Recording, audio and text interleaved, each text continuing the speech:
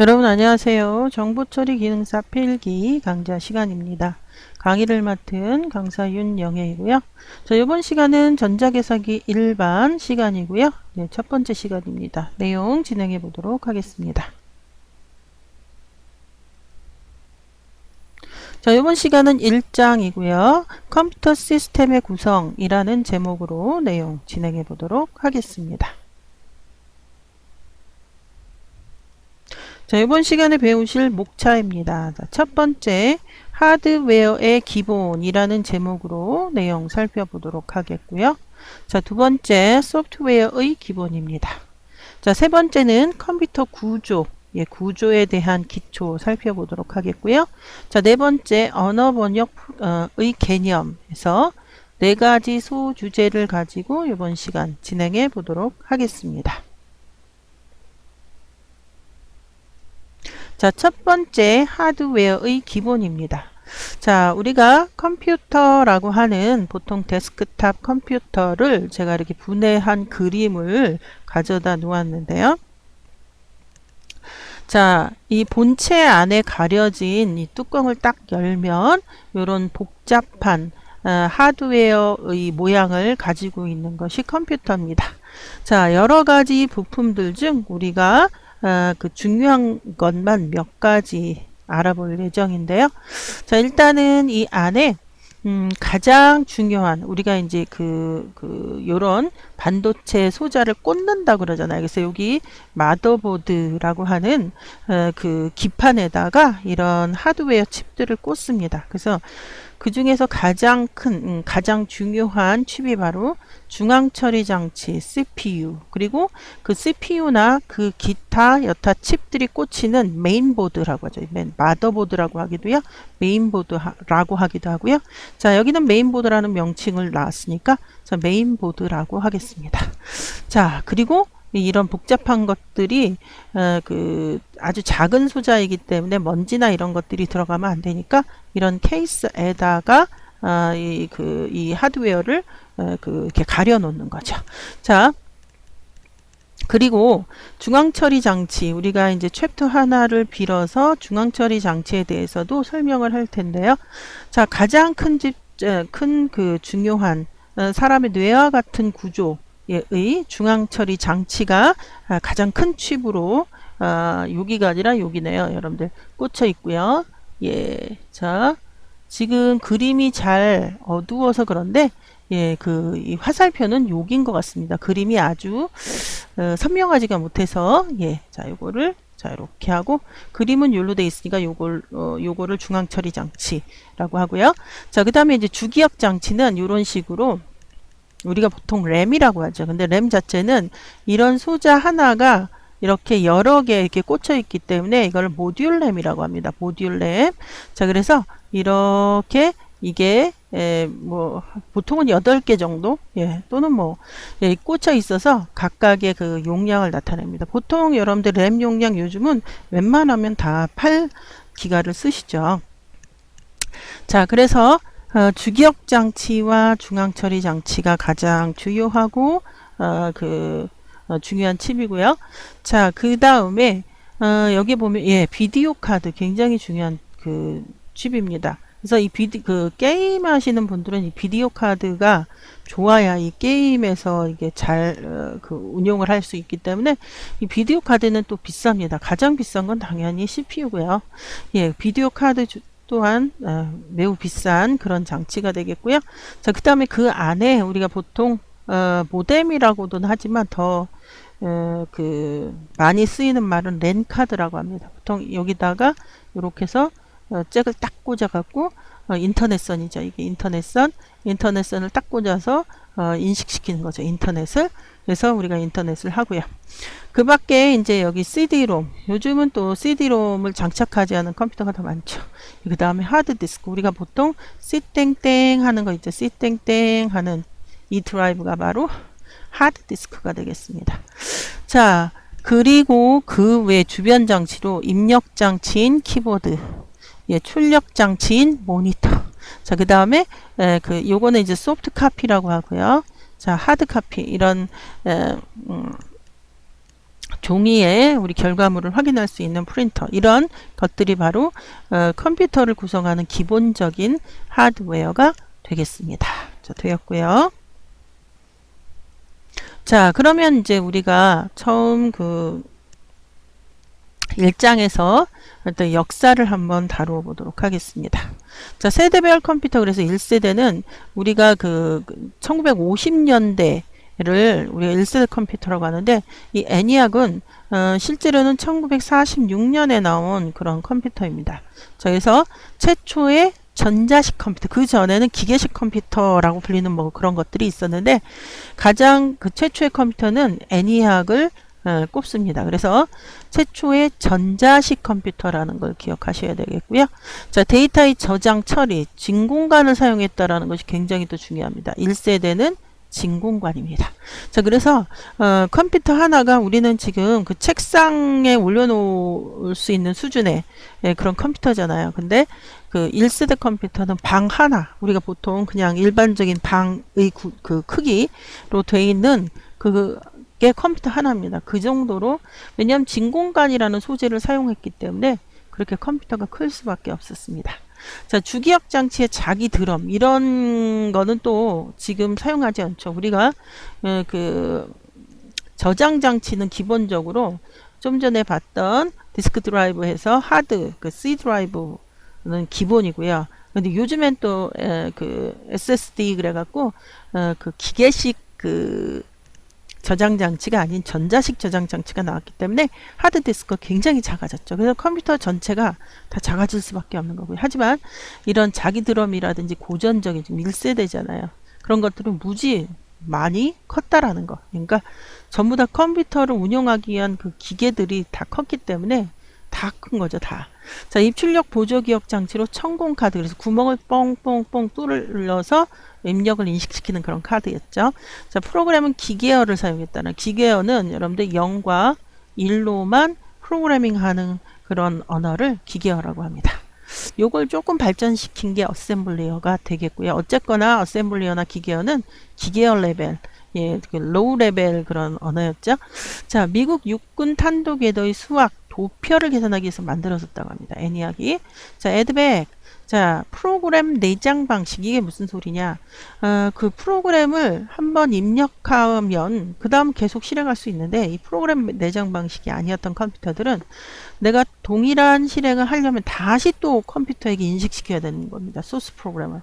굉장히 비효율적이죠. 그런데 노이만이라는 분이, 뒤에 폰 노이만이라는 분이 바로 이 프로그램 스토어드 프로그래밍이라는 내장 방식을 이렇게 도입했어요. 그래서 최초로 이런 스토어드 프로그래밍을 도입한 컴퓨터이기도 하죠. 그래서 에드박 기억하셔야 되겠고요.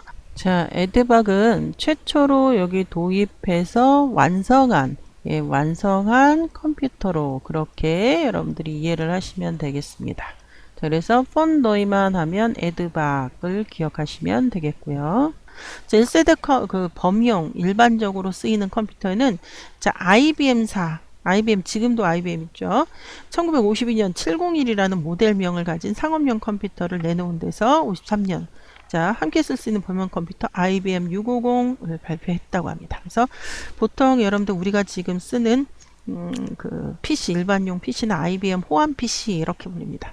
그러면 IBM 호환 PC에 대조돼서 하는 말은 그 애플 컴퓨터, 이렇게 두 개가, 그러니까 맥, 애플 컴퓨터나 맥이나, 지금도 여러분들 우리가 핸드폰을 보면 아이폰과 안드로이드 폰의 두 개의 산맥으로 가고 있죠. 마찬가지예요. 컴퓨터도 IBM 호환 PC가 있고요. 이런 맥 쪽, 그 애플 컴퓨터 쪽, 이게 두 가지의 그런 그 양대 산맥이 있습니다. 그래서 그렇게 기억하시면 되겠고요. 자, 여기서 애니악 기억하셔야 되겠고요.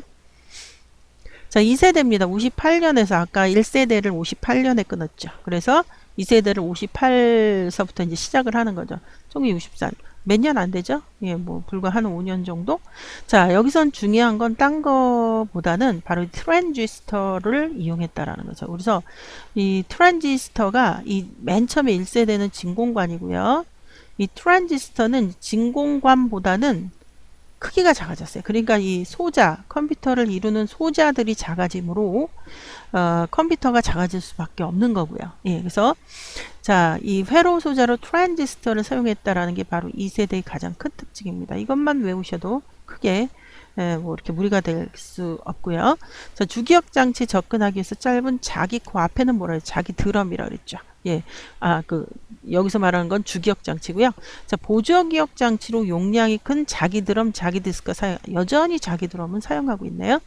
자, 입출력 장치로는 자기 테이프, 종이 카드, 앞에서는 펀칭 얘기했었죠. 자, 여기서 트랜지스터만 기억하셔도 큰 무리가 없겠습니다. 자, 이번에는 3세대, 아까 63년까지 5년 정도를 끊었죠. 지금 64에서 70년대까지입니다. 한 6년 정도요. 예. 자, 컴퓨터의 IC. 자, 중요합니다. 자, 우리가 맨 처음에 진공관이었죠. 예, 그 다음에 뭐죠? 이게 1세대고요. 예, 트랜지스터. 이게 2세대입니다. 예, 그 다음에 뭐가 나왔다고요, 여러분들? 예, Integrated Circuit. 그래서, 우리나라 말로 번역하면 집접회로입니다. 집접. 이게 꽉꽉 채웠다 이런 얘기예요. 집이. 여기서 우리가 이런 사이즈는 정의되어 있는데 이 안에 뭐 몇 메가 디램 뭐 개발했다 삼성이 막 이런 식으로 막 얘기하잖아요. 그러니까 그 크기는 별로 달라지지 않았는데 그 안에 매우 많은 기억 용량을 저장할 수 있다 이런 설명이 되겠죠. 그게 삼성이 세계 제1인 거죠. 이게 자, 컴퓨터의 IC를 사용함으로써 중앙처리 장치 소형화되는 반면 소형화되었죠. 왜냐하면 방만했죠. 조금 작아졌죠. 이건 지금 여러분들 IC라는 것은 요거 있죠. 우리가 반도체라고 말하는 요걸 말하는 거예요. 이건 매우 많이 작아졌죠. 예, 그래서 다양한 소프트웨어를 구사할 수 있는 기능이 개선되었을 뿐만 아니라 자, 처리, 관리 프로그램, 처리 프로그램, 사용자 프로그램 등의 소프트웨어 체계가 확립된 시기가 바로 3세대가 되겠고요. 다른 건 몰라도 앞에서 우리가 2세대의 트랜지스터만 외워도 된다라고 했듯이 3세대는 Integrated Circuit IC. 예, 요거를 반드시 외우셔야 되겠습니다. 자, IC는요, 인텔, 1971년에 인텔이 최초의 초소형 전자회로인 4004 마이크로 프로세서를 개발했다고 합니다. 자, 우리가 보통 CPU라고 하는 게 바로 이제 일반적으로 마이크로 프로세서라는 명칭으로 부릅니다. 그래서 한 번에 4자리 수의 정보를 처리했고 손톱만한, 여러분들 이 손톱만한 크기에 불과 몇 볼트의 전력만으로 사용함으로써 굉장히 큰 예전의 진공관이나 트랜지스터가 기억했던 용량보다도 더 많은 그런 크기를 기억했다. 뭐 이런 설명이 되겠습니다. 3세대 IC 기억하셔야 되겠고요. 4세대입니다. 자, 70년까지 끊었죠. 3세대를. 그런데 이 4세대 길어요. 예, 한 20년 정도 되네요. 71년에서 90년까지입니다. 자, 여기 뭐가 나오냐면요. 고밀도 집접회로. 그러니까 large scale integrated circuit입니다. 여기 이제 C가 빠진 거죠. 그래서 요게 4세대고요. 자, 그 다음에 고밀도 직접회로와 초고밀도 직접회로를 사용해서 이거를 지금 이 초고밀도를 5세대로 나누기도 합니다. 자, 그래서 초고밀도 직접회로 very large scale integrated circuit 매우 큰 스케일의 직접회로다 이런 얘기고요. 큰 스케일의 직접회로다. 이게 5세대 이렇게 얘기합니다. 여러분들이 이렇게 외우셔도 되겠습니다. 자, 그래서 초고밀도 직접회로를 사용하고 연산 속도는 초대형 컴퓨터인 경우 피코초에 굉장히 빠르다는 얘기죠. 예, 그래서 이 크레이라고 하는 이 컴퓨터는 굉장히 유명한 컴퓨터예요. 슈퍼컴퓨터 중에서. 자, 그래서 현재 1초에 100여 개 이상의 명령을 행할 수 있는 초고성의 속도로 작동 중입니다. 자, 이번에는 5세대 컴퓨터입니다. 자, 인공지능 AI라고 하죠. 이라고도 하고요. 컴퓨터는 전자회로 쓰는 이제 그 소자에 따라 이제 그 세대를 구분하는데, 자, 진공관이 1세대라고 그랬어요. 자, 트랜지스터가 2세대라고 그랬고요. 자, 집접회로가 3세대. 자, 여기 보면은 그 책에 따라서 요거를 3세대, 요거를 4세대, 요거를 5세대 이렇게 나누는 책도 있고요. 지금 제가 제시한 요 교환은 지금 요거를 묶었죠. 직접 회로와 LSI, Large Scale Integrated Circuit. 그래서 요걸 3세대로 묶었고요. 보통 5세대라고 했던 이 VLSI를 4세대로 묶었고요. 그 다음에 5세대를 인공지능이라고 묶었습니다. 자, 입력 장치는 자, 키보드, 마우스, 스캐너 정도를 사용하고요. 5세대 컴퓨터. 자, 음성을 입력한다던가 터치스크린 좀 더 편리하게 손쉽게 사용할 것이고요. 자, 5세대 컴퓨터는 01 코드가 아닌 자연어 처리 스스로. 그래서 여러분들 요즘에 이제 핸드폰 보면은 터치로 할 거냐 음성으로 할 거냐 물어보잖아요. 이 자연어. 사람이 말로 하는 것을 알아들어서 그 명령을 처리하는 거죠. 자, 그리고 판단할 줄 아는 지능형 컴퓨터가 자, 계속 개발 중이죠. 그래서 인공지능을 5세대로 구분을 했습니다. 자, 사용 목적에 따른 분류도 있어요. 일단 특수형 컴퓨터, 그러니까 특수하게 쓰인다는 거죠. 특정 분야 또는 특정 문제 해결, 제한된 범위, 이런 문제만을 처리되는 그런 컴퓨터를 특수형 컴퓨터고, 자, 군사용이 있고 사업용이 있고 업무용이 있고 기타 등등의 사용 목적에 따른 특수형 컴퓨터들이 있습니다.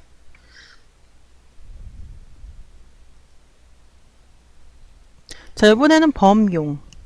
범용이라는 것은 어떤 특수하지 않고 뭐 이것도 하고 저것도 하고 일반적이다, 이런 설명이 되겠고요. 자, 일반적인 자료 처리, 또 여러 분야에서 광범위하게 사용할 수 있도록 설계된 그런 컴퓨터를 범용 컴퓨터라고 합니다.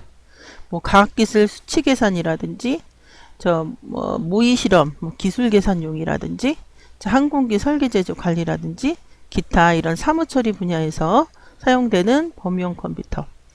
자, 일반적으로 우리가 맥킨토시 같은 경우 그래픽에 뛰어나다고 해요. 그런데 우리가 IBM PC를 그래픽에 뛰어나다고 얘기하진 않죠. 그래서 IBM PC 같은 경우 거의 범용 수준의 컴퓨터가 되겠고요.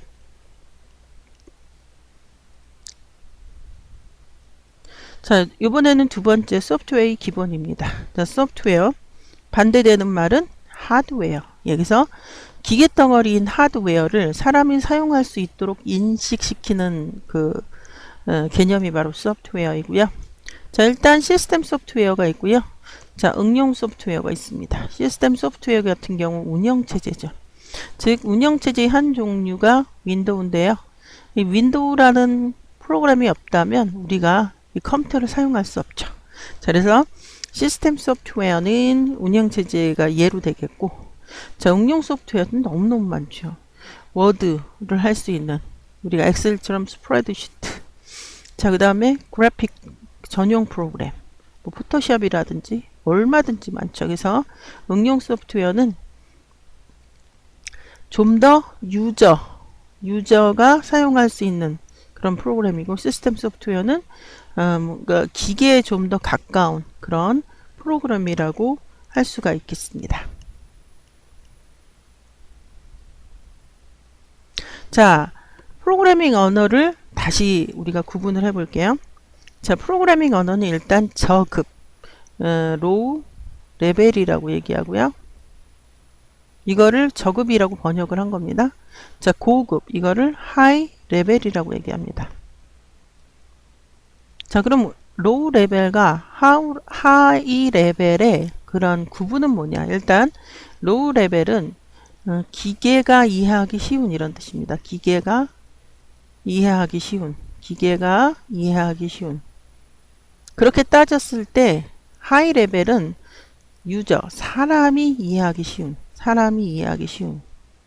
그래서 어차피 우리가 프로그래밍 하면은 여기에 있는 고급 언어들, 즉 포트란이라든지 자바라든지 어떤 영문과 비슷한 명령으로 그 문법에 맞게, 예를 들어서 C와 자바는 문법이 달라요. 같은 알고리즘, 예를 들어 학점을 관리한다, 또는 가감승제, 사칙 연산을 한다. 이럴 때 알고리즘은 더하기는 더하는 거고 빼는 건 빼는 건데 뭐가 다르다? 문법이 달라요. 문법이. 예를 들어서 여기 C 언어의 입출력문 같은 경우 printf 출력문이죠. 예. 자바는 system.out.println 이런 어떤 문장을 쓴단 말이에요. 똑같은 기본적으로 그 모니터에 값을 뿌려주는 역할을 두 개 다 하는데 얘는 printf라는 문장을 써야 되고 자바는 system.out.println 이라고 하는 문장을 써야 되는 게 다른 거죠. 우리가 안녕하세요 라고 얘기할 때 이거 한국말하고 How are you 하는 미국말하고 그죠? 또 다른 뭐 일본말이라든지 일본어라든지 중국어라든지 알고리즘은 같아요. 안녕하냐고 안부를 묻는 거예요. 그런데 표현이 다르죠. 마찬가지입니다. 이 고급 언어들은 영문과 비슷한 문법을 갖고 있으나 영문과 비슷한 문장 구조를 갖고 있으나 아까도 얘기했듯이 C에서의 말하는 printf, 자바에서 말하는 system.out.println 이런 식으로 모양새가 다른 거죠. 그리고 이 고급 언어의 특징은 영문과 비슷하다는 거예요. 영어 문장. 그런데 저급 언어들은 기계어, 0과 1로만 프로그래밍하는 그런 게 있고 0과 1로 하는 게 너무 어려워서 몇 가지를 묶어서 기호화합니다. 기호화. 예, 그래서 요게 어셈블리어. 요 두 개를 우리는 저급 언어를 한다. 이렇게 이야기를 합니다. 자, 저급 언어 기계어 어셈블리어고요. 하드웨어 관련된 직접 제어가 가능합니다. 프로그램 작성 시 굉장히 어려워요. 그러니까 상당한 지식 노력이 필요하고요. 고급 언어는 하드웨어 관련 지식이 없어도 프로그램 작성 가능합니다. 자, 컴파일러가 해석하고 기계어보다는 조금 낮은 효율성을 갖고 있고요.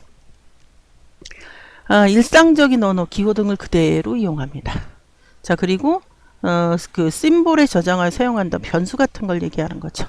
하나의 명령으로 다수의 동작이 뭐 가능하고 등등. 저급 언어와 고급 언어의 특징을 여기다가 나열을 해봤고요. 자, 웹 프로그래밍 종류로서 자, HTML 자, 이것은 기본적으로 여러분들 우리가 인터넷으로 접속을 하잖아요. 그 언어들이 전부 다 그 페이지들이 전부 다 HTML이라고 하는 그 웹 언어로 돼 있어요. 이 HTML의 그 가장 큰 특징은 이 꺽쇠와 꺽쇠 사이에 명령어가 들어갑니다. 이걸 태그라고 합니다. 그래서 HTML은 HTML로 시작하고 닫아주는 HTML 안에 기본적으로 헤드와 바디라고 하는 구조를 갖고 있습니다. 그런데 얘네들 모양새가 전부 꺽쇠 안에 기록하죠. 그래서 이런 언어들을 마크업 랭귀지라고 합니다. 자, 그리고 쌍을 이루는데 예외가 있어요. 뭐 BR 같은 태그들 요런 것들. 자, 그래서 모든 웹에서 기술되는 모든 종류의 언어는 HTML 안에 끼워서 사용합니다. 그래서 중요한 거죠. 웹 프로그램 언어의 종류 지금 보고 있고요.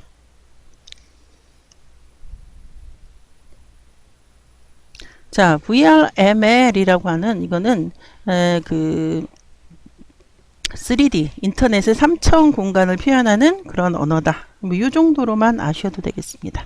버멀, VRML. 자, 펄 이것도 그 고전적인 언어였는데 이 클라이언트에서 서버로 뭔가 여러분들이 이제 회원가입이라든지 무슨 뭐 로그인이라든지 이것은 어차피 서버로 이렇게 여러분들의 그 입력된 데이터가 전송되는데 요런 거를 CGI라고 합니다. 클라이언트 서버로 데이터를 넘기는 거. 그런데 예전에는 이게 펄이라는 언어로 했었어요. 물론 C 언어 뭐 이런 걸로도 했었지만 그런데 요즘에는 이런 걸로 안 합니다. 고전적으로 이걸 했었다라는 거죠.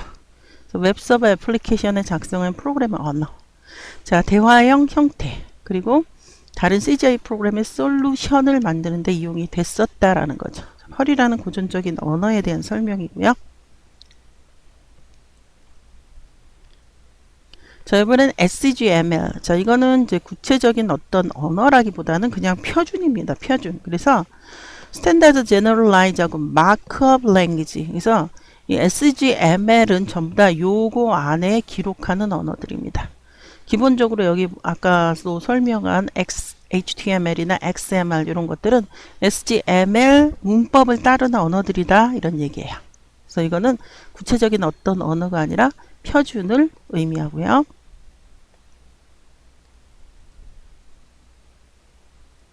자, XML입니다. Extensible Markup Language. 자, 구조화된 문서를 웹상에서 표현할 수 있는 인터넷 페이지다.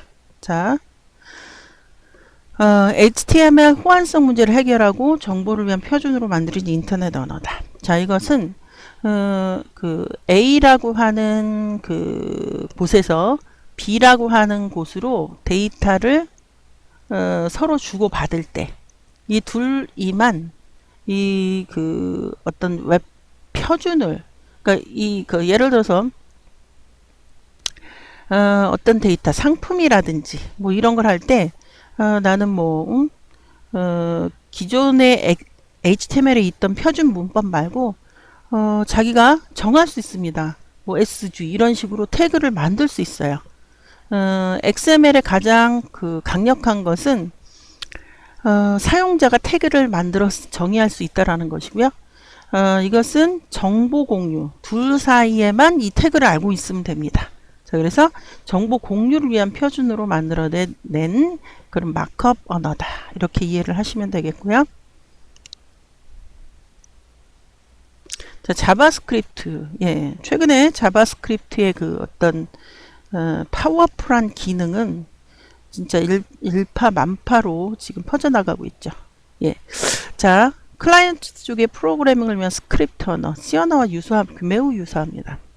그리고 웹에서 일어나는 모든 언어들은 뭐든지 다 HTML에 끼워서 씁니다. 자, 서버에서 수행할 것을 클라이언트 사이드 실행하면서 서버에 그 분주함을 덜 수 있는 장점이 있고요. 자바스크립트. 자, 뭐 여기서 써놨죠. 주민등록번호 형식에 맞는지 안 맞는지 서버가 너무 바빠요. 이것까지 체크하려면. 그런데 클라이언트에서 이 자바스크립트로 이거를 체크해서 얼러트하죠. 자, 형식이 틀렸습니다. 자, 이런 식으로 경고창을 제시해서 이렇게 그 사용자로 하여금 다시 입력하게 만들죠. 자, 자바스크립트고요. 자, 자바입니다. 자바 하면 여러분들 잊어버리면 안 되는 게 그 가짜라는 거죠. 바이트 머신 코드. 여기서 자바의 가장 그 강력한 기능 중에 하나가 바로 플랫폼에 무관하다 이러면 독립적입니다. 그것은 바이트 머신, 가상 바이트 머신 코드가 있기 때문입니다. 자, C 뿔뿔을 모체로 합니다. 자, 썸 마이크로 시스템즈에 의해서 개발이 됐지만 오라클사의 그 합병이 되었습니다. 자, 객체지 형용의 대표적인 언어가 그 자바이고요. 자바하면 또 잊지 말아야 할 게 멀티트레드입니다. 우리가 프로세스라고 하는 그 실행 중인 프로그램을 더 잘게 쪼갠 것이 바로 thread인데 그걸 그 동시에 여러 개를 한다 그래서 멀티트레드. 그래서 자바의 특징을 이렇게 실어놨고요. 자, 그 다음에 ASP. 자, CGI를 구현하는 고전적인 것은 아까 펄 이렇게 한다 그랬어요. 근데 CGI를 구현에는 업그레이드 된 기술 중에 하나가 ASP. 네, 그 다음에 PHP. 그 다음에 JSP. 이런 것들이 바로 CGI를 구현하는 서버 스크립트들입니다. 그 중에 하나가 ASP고요. 자, 동적 웹페이지를 제작하지요. VB 스크립트 문법으로 되어 있습니다. 그리고 MS사에서 만들었어요. 자, ASP 코드의 확장자는 확장자.asp이고요. 자, PHP, 자, 서버 스크립트입니다. 역시 CGI 구현 기술 중에 하나이고요. PHP는 리눅스, 유닉스에서 효과적으로 실행이 됩니다. 궁합이 있다라는 거죠. 자, PHP 코드로 된 확장자는 .php입니다. 자, JSP, 자, 서버 스크립트. 아까 했던 ASP, 그 다음 PHP, 그 다음에 또 하나 JSP입니다. 동적인 웹페이지를 제작하죠. 자, 99년에 썬마이크로 시스템즈사에서 공식으로 자바, 자바스크립트, 서블릿 등 자바 기술을 이용한 웹 프로그램 실행 환경을 제시했고요. 확장자는 .jsp입니다. 자, UML 이것도 언어가 아니라 객체 지향 방법론의 어떤 표현 기법입니다. 자, 시스템 개발에서 개발자 간의 의사소통을 원활하게 이루기 위해서 표준화된 모델링 언어입니다. 프로그래밍 언어라기보다는 시스템 소프트웨어 그 공학에서 어떤 모델링을 위한 그런 표현 기법이라고 보시면 되겠습니다. 자, 이번에는 세 번째 소주제 컴퓨터 구조에 대한 기초 지식인데요. 컴퓨터 시스템의 구조는 일단 기본적으로 하드웨어 있고요. 소프트웨어가 있는데 이 두 개를 그 둘 사이에 어떤 인터페이스 역할을 하는 게 바로 시스템 소프트웨어로서 이게 바로 윈도우와 같은 운영 체제가 되겠습니다. 자, 그래서 컴퓨터 시스템의 구조에 대한 설명이고요. 자, 주요 구성 요소 중앙 처리 장치 있죠? 자, 우리가 Central Processing Unit, 그래서 CPU라고 하고요. 그 다음 보도록 하죠. 자, 기억 장치, 우리가 RAM이라고 하죠. RAM.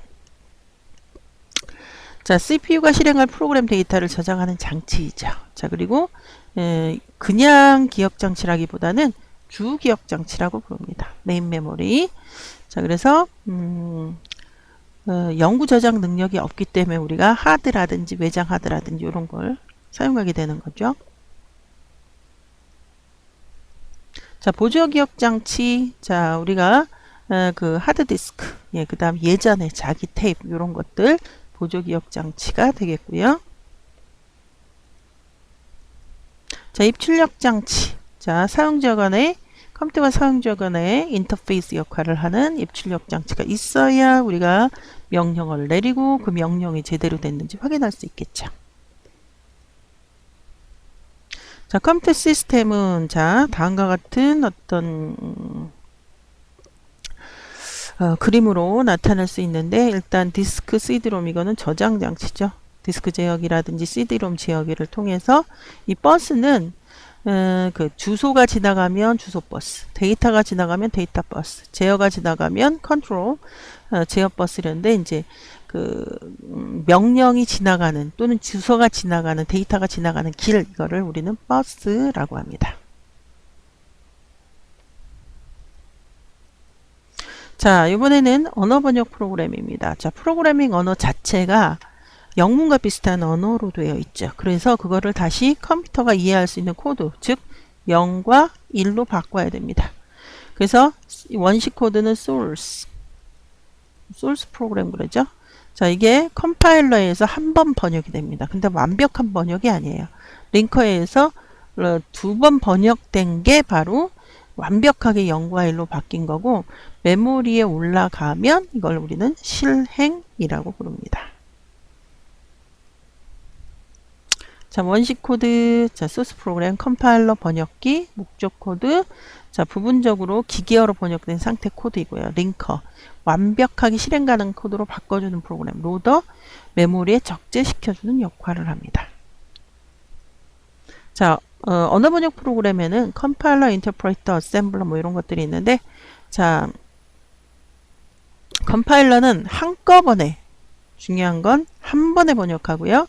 인터프리터는 한 문장씩 번역 실행합니다. 예, 그게 차이점이고요. 각각 거의 대부분이 컴파일러 언어인데 인터프리터, 예, 베이직 가장 대표적인 인터프리터 언어죠. 자, 리스 인공지능 언어죠. 자, 이번에는 이번 시간을 정리하는 문제를 풀어보도록 하겠습니다. 세계 최초의 전자식 컴퓨터로 미국 육군의 탄도궤도 수학적 도표를 계산하기 위해 만들어진 것은 세계 최초의 전자식 컴퓨터. 자, 기억하라고 말씀드렸죠? ENIAC 1946년입니다. 기억하시면 되겠고요. 자, 문제 2번입니다. 다음 중 저급언어의 특징이 아닌 것입니다. 아는 것. 기계어와 어셈블리 언어를 의미. 자, 저급 언어라고 얘기했었어요. 맞고요. 하드웨어 관련된 직접 제어 가능. 맞아요. 프로그램 작성 시 상당한 지식 노력 필요하죠. 어렵다 그랬어요. 하드웨어 관련 지식 없이도 프로그램 작성 가능. B. 하드웨어 관련 지식이 풍부해야 자, 저급 언어로 프로그래밍 할 수 있습니다. 자, 문제 2번에 틀린 답 4번 선택하시면 되겠고요. 자, 이번 시간에는 하드웨어와 소프트웨어와 컴퓨터 구조와 자, 언어 번역 개념 4가지 소주제를 가지고 이번 시간 다뤄보았습니다.